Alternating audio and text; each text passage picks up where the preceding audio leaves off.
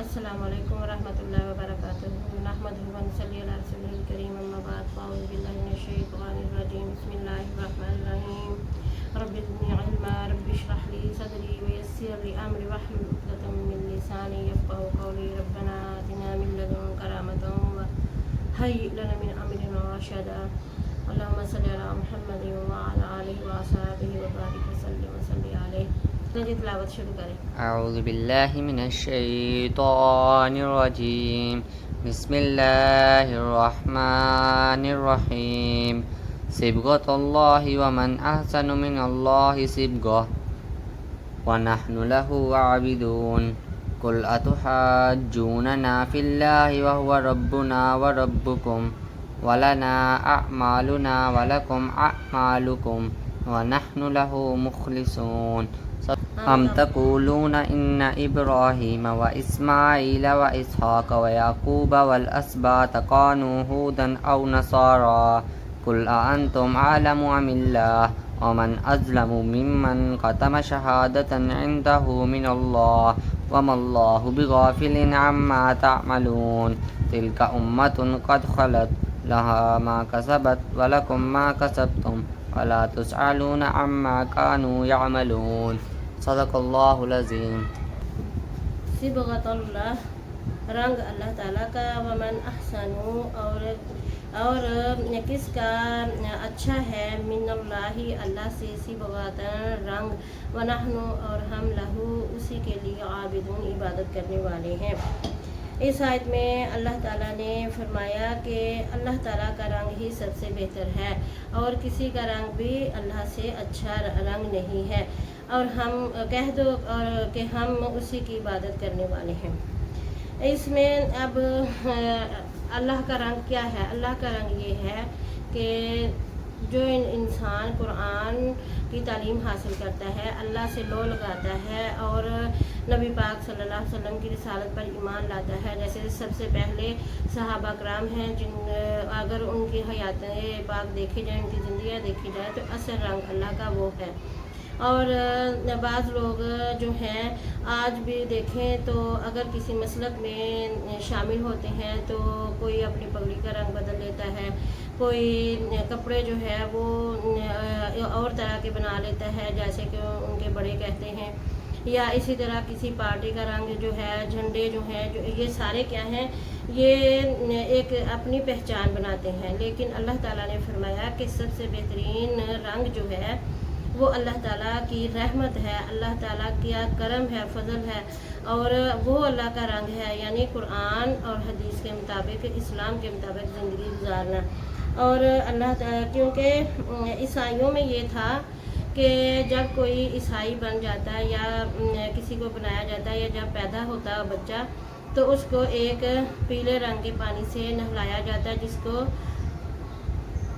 بپتسمہ کہتے ہیں،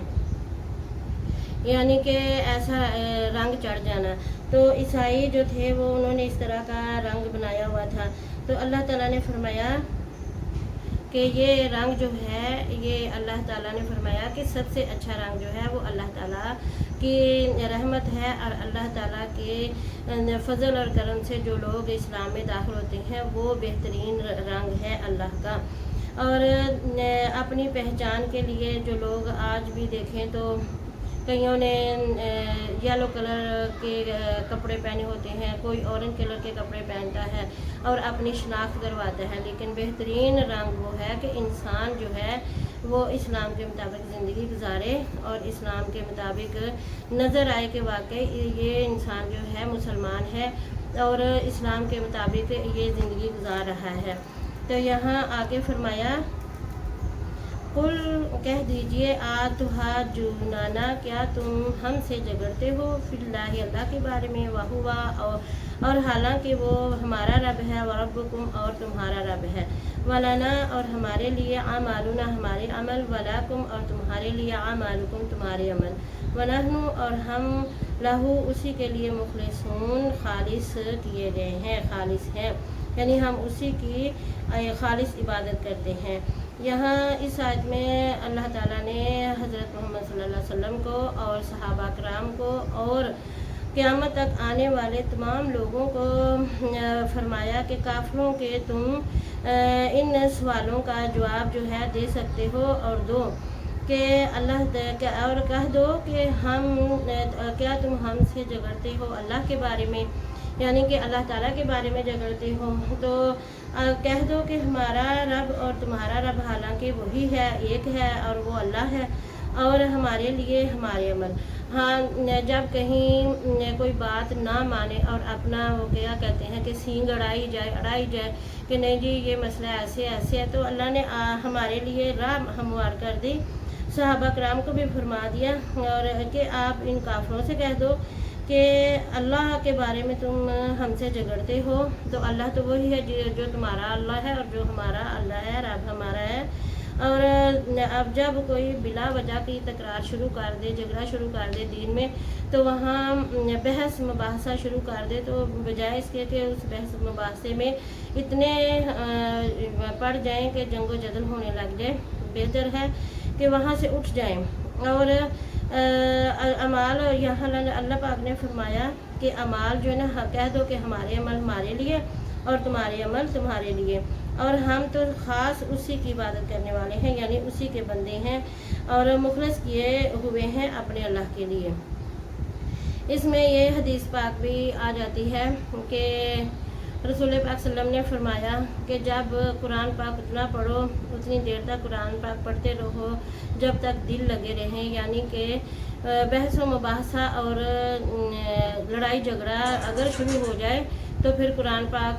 को पढ़ने की बजाय वहाँ से उठ जाओ, और बजाय इसके कि वहाँ किस्म किस्म के सवालात किए जाएं और वहाँ झगड़े का ख़तरा पैदा हो जाए, तो वहाँ से फिर जो है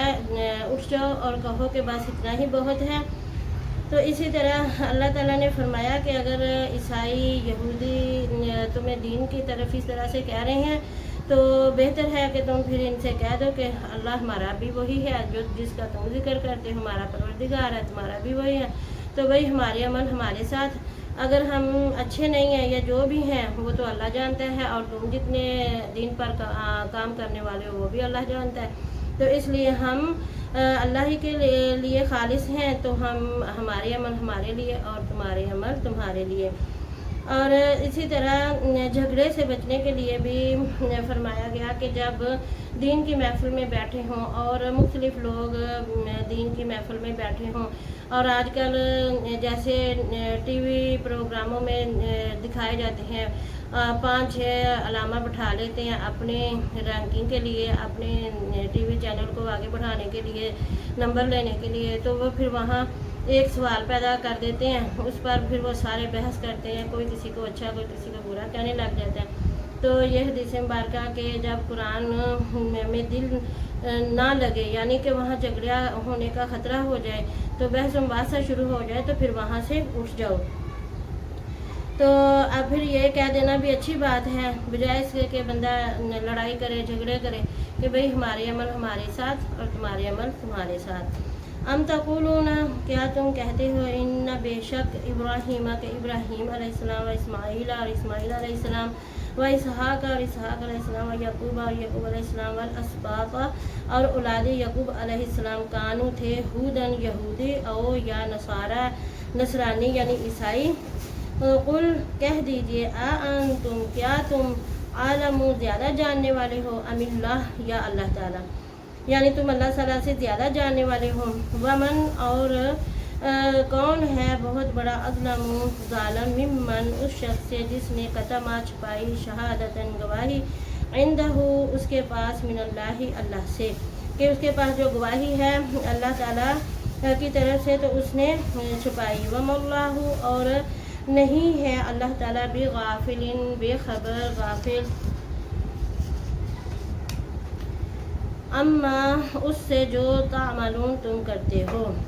इस आयत में अल्लाह ताला ने फरमाया कि जो क्या तुम कहते हो, यानी कि यहूद और नसारा जो कहते थे कि हज़रत इब्राहीम अलैहिस्सलाम जो हैं और हज़रत इस्माईल और इसहाक़ और यकूब और उनकी औलादें और कानू हुदन, वो यहूदी कहते थे कि वो यहूद थे और ईसाई कहते थे कि ईसाई हैं। تو اللہ تعالیٰ نے اس بات کا رد کر دیا اور فرما دیا کہ تمہیں کیسے معلوم. حضرت ابراہیم علیہ السلام تو حضرت موسیٰ علیہ السلام پیچھے بھی ہم پڑھ رہے ہیں. حضرت موسیٰ علیہ السلام کی پیدائش سے بھی پہلے اللہ کے پیغمبر بنے. اللہ نے انہیں اپنا پیغمبر بنایا تو ان پر صحائف نازل ہوئے اور وہ تو صرف اور صرف ایک دین کے تھے, ایک طرف کے تھے, یعنی خلیل تھے اللہ کے, اور حنیف تھے یعنی یکسو صرف اللہ کی طرف رجوع کرنے والے. تو پھر حضرت اسماعیل اور حضرت اسحاق اور یعقوب اور ان کی اولادیں وہ سب جو تھیں وہ بھی حضرت ابراہیم علیہ السلام کے پیروکار تھے. اور حضرت موسیٰ علیہ السلام اور حضرت عیسیٰ علیہ السلام کی پیدائش سے پہلے تو حضرت موسیٰ کو ماننے والے یہود بن گئے اور حضرت عیسیٰ کو ماننے والے عیسائی بن گئے. تو یہاں اس بات کا رد ہو گیا کہ حضرت ابراہیم علیہ السلام اور ان کی اولاد جو ہے وہ سب کے سب جو تھے وہ اللہ کے پیغمبر ہیں اور وہ حضرت ابراہیم دین ابراہیمی کے پیروکار تھے, نہ وہ یہودی تھے اور نہ ہی نصارہ تھے. قل کہہ دیجیے انتم کیا تم عالم زیادہ جانتے ہو یا اللہ تعالیٰ. یعنی کہ اس بات کا جو ہے ذکر اللہ پاک فرما رہے ہیں کہ تم حضرت ابراہیم علیہ السلام کو یہود میں شامل کرتے ہو اور عیسائیوں میں, تو اللہ بہتر جانتا ہے یا تم زیادہ جانتے ہو. یہ دونوں ادیان جو ہیں یہ تو حضرت ابراہیم علیہ السلام کے بہت بعد پیغمبر اللہ نے بھیجے تو تب یہ دین بنے. انہیں کتابیں دی گئی, شریعتیں دی گئیں. ومن اظلم, اور کون بڑا ظالم ہے شخص کہ جس کے پاس گواہی ہو. گواہی کون سی؟ دین کی گواہی. اور دین کی گواہی کے اللہ تعالیٰ نے فرمایا کہ وہ تمام باتیں جو تم کہتے ہو کہ حضرت ابراہیم علیہ السلام جو ہیں وہ یہودی تھے یا عیسائی تھے, تو اصل بات بتاؤ کہ وہ دین حنیف پر قائم تھے, کہ اللہ تعالیٰ کی طرف رجوع کرنے والے تھے اور صرف اللہ کی توحید کو ماننے والے تھے. اور اللہ تعالیٰ جو حضرت موسیٰ علیہ السلام نے بھی اللہ تعالیٰ کی توحید بیان کی, حضرت عیسیٰ علیہ السلام نے بھی. تو ان جماعتوں نے یا ان ادیان کے پیروکاروں نے صرف اپنی دکانداری چمکانے کے لیے حضرت ابراہیم علیہ السلام کو کوئی یہودی کہنے لگا تو کوئی نصرانی کہنے لگا. تو اللہ نے فرمایا کہ اصل گواہی جو ہوتی ہے اس کو چھپانا نہیں چاہیے. اور اسی طرح آج بھی دنیا میں جب کوئی کام ہو جائے تو جب کوئی کسی کے لیے گواہ بنے یا کسی کو اس معاملے کا پتہ ہو تو وہ حق بات کہے, نہ کہ گواہی جو ہے اس کو چھپائے. کیونکہ اللہ تعالیٰ فرماتا ہے کہ اللہ بے خبر نہیں ہے جو تم کرتے ہو. اور اسی طرح اگر گواہی بھی چھپائی جائے تو کیا معلوم, دین کی گواہی بھی اگر چھپائی جائے تو دین جو ہے وہ اس میں خرابیاں پیدا ہو جاتی ہیں. دین کے ایسے مسائل ہیں کہ بعض لوگ صرف اپنے کاروبار چمکانے کے لیے اصل مسائل لوگوں کو بتاتے ہی نہیں ہیں, اس لیے کہ کہیں ان کی دکانداری بند نہ ہو جائے. ان کی جو ہے لوگ جو انہیں اتنا مانتے ہیں, ان کی باتیں سنتے ہیں, ان کی خدمت کرتے ہیں, اگر اصل بات سامنے آ گئی تو پھر لوگ جو ہیں وہ ان کو نہیں مانیں گے, ان کو پوچھیں گے نہیں. یہ تو ہو گئی دین کی گواہی. اور اسی طرح دنیاوی گواہی میں بھی جب انسان کسی معاملے کو جانتا ہوتا ہے لیکن وہ صرف اس وجہ سے ڈر جاتا ہے کہ جس کے خلاف گواہی دی جائے وہ بڑا رعب دار انسان ہو اور اس سے جان کو خطرہ ہو اور وہ نقصان پہنچا دے. تو آج عدالتوں میں بھی ایسا ہی ہوتا ہے کہ اصل حقائق جو ہوتے ہیں وہ گواہوں کو ڈرا دھمکا کے ان باتوں سے ہی منع کر دیا جاتا ہے یا ان کو ڈرا کے واپس کر دیا جاتا ہے کہ تم اس بات سے ہی نکل جاؤ. تو اللہ فرماتا ہے کہ اللہ بے خبر نہیں ہے, جو تم کرتے ہو وہ سب جانتا ہے. تل کا یہ امتن, ایک امت تھی, قد تحقیق خلط گزر چکی, لہا اس کے لیے, ماں جو کسبت اس نے کمایا, ولاکم اور تمہارے لیے, ماں کسبتم جو تم نے کمایا, ولا تسألون اور تم سے نہ پوچھا جائے گا, اما اس سے جو کانو وہ کرتے تھے, یا مرون جو وہ تھے کرتے. اس آیت میں بھی پھر دہرایا گیا ہے, پیچھے فرمایا گیا کہ بھئی ہمارے مال ہمارے ساتھ, تمہارے مال تمہارے ساتھ, اور اس آیت میں فرمایا گیا ہے کہ تل کا امت، یہ ایک امت تھی، قد تحقیق جو گزر چکی۔ کون سی امت ہے؟ جو کہ اسلام سے پہلے جتنی بھی امتیں تھیں، جتنے بھی پیغمبر آئے وہ سب جو ہیں وہ گزر گئے، ان کا معاملہ اور ان کے رب کا معاملہ ان کے ساتھ ہے۔ اس کے لیے جو اس نے کمایا، یعنی وہ جماعت، وہ امتیں جنہوں نے اللہ کی پیروی کی اور جنہوں نے نا پیروی کی، ان کا معاملہ بھی رب کے ساتھ ہے، اور تمہارے لیے جو تم نے کمایا۔ یعنی کہ اللہ تعالیٰ فرما رہا ہے کہ اس طرح سے یہ بات کہہ دینی، اور یہ پروردگار فرما رہے ہیں، اللہ تعالیٰ فرما رہا ہے کہ آپ ان سے کہہ دو، پیچھے آیت میں آیا کہ آپ ان سے کہہ دو کہ ہمارے مال ہمارے ساتھ، تمہارے مال تمہارے ساتھ، اور اسی طرح وہ جو امتیں پہلے گزر چکی ہیں جو انہوں نے کمایا وہ ان کے لیے، اور جو تم کماؤ گے وہ تمہارے لیے۔ وَلَا تُسْأَلُونَ، اور تم سے نہ پوچھا جائے گا اس چیز کے بارے میں کہ وہ کیا کرتے تھے۔ یعنی جو پہلی امتیں گزر گئیں وہ امت محمدیہ ان کے جواب دینے والی نہیں ہے، کیونکہ اللہ تعالیٰ نے فرمایا ہر امت یا ہر جو انسان ہے وہ اپنے عمل کا حساب کتاب خود دے گا، کسی دوسرے کا بوجھ کسی دوسرے پر نہیں ڈالا جائے گا، کیونکہ اس بات سے ظاہر ہوتا ہے کہ جب اللہ تعالیٰ خود فرما رہا ہے کہ جو تم نے کمایا وہ تمہارے لیے، اور جو انہوں نے کمایا وہ ان کے لیے، اور کسی کو کسی کے بارے میں نہیں پوچھا جائے گا کہ تم نے اس طرح کیوں کیا۔ تمہارا عمل جو ہے اس دوسرے انسان پر اس کا بوجھ، یا اگر ظلم کیا ہے، گناہ کیا ہے تو وہ دوسرے انسان پر نہیں ڈالا جائے گا، اور اگر کوئی نیکی کی ہے تو وہ نیکی اس انسان کی ہی رہے گی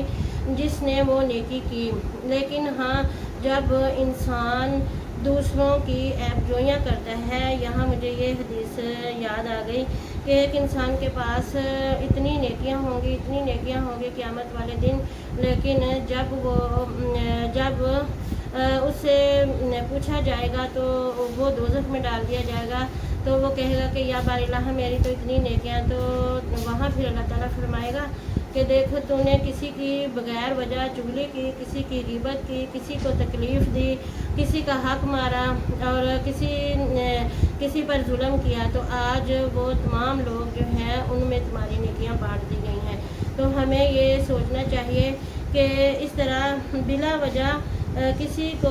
نہ تو کسی کی چغلی کریں، نہ غیبت کریں، نہ ہی کسی کو تکلیف دیں، اور نہ ہی کسی پر ظلم کریں۔ اس طرح سے انسان کی وہ ساری نیکیاں ضائع ہو جائیں گی۔ لیکن اصل بات یہ ہے کہ اللہ تعالیٰ فرما رہے ہیں کہ جو کچھ بھی انسان کرتا ہے وہ اسی سے اس کا معاملہ ہے، اور اسی سے حساب لیا جائے گا، دوسرے پر نہیں ڈالا جائے گا۔ جیسے کہ آج انسان جو ہے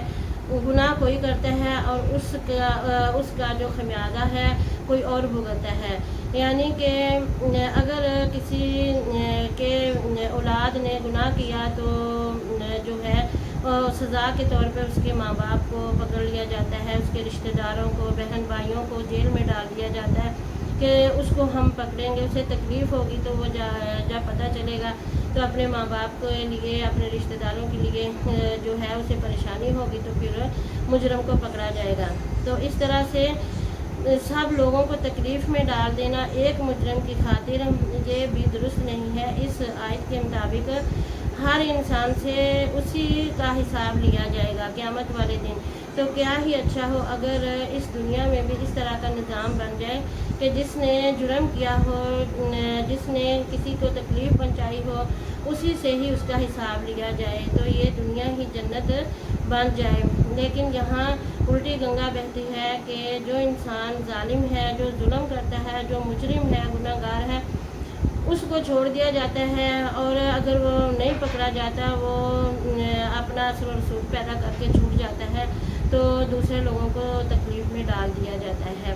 تو آج ہمارا ماشاءاللہ اللہ کے فضل و کرم سے ہمارا پہلا الف لام میم پارہ جو ہے وہ مکمل ہو گیا۔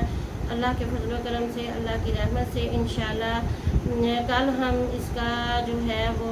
ادا کریں گے کہ ہم نے پہلے سپارے میں کیا کیا پڑھا، کون کون سے پوائنٹ جو ہیں ہمیں یاد ہونے چاہیے، یاد رکھنے چاہیے ہمارے بچوں کو، اور ہمارے بڑوں کو بھی، اور انشاءاللہ پھر ہم دوسرا پارہ شروع کریں گے، ملیں گے پھر انشاءاللہ اللہ کے فضل و کرم سے۔ والسلام علیکم ورحمۃ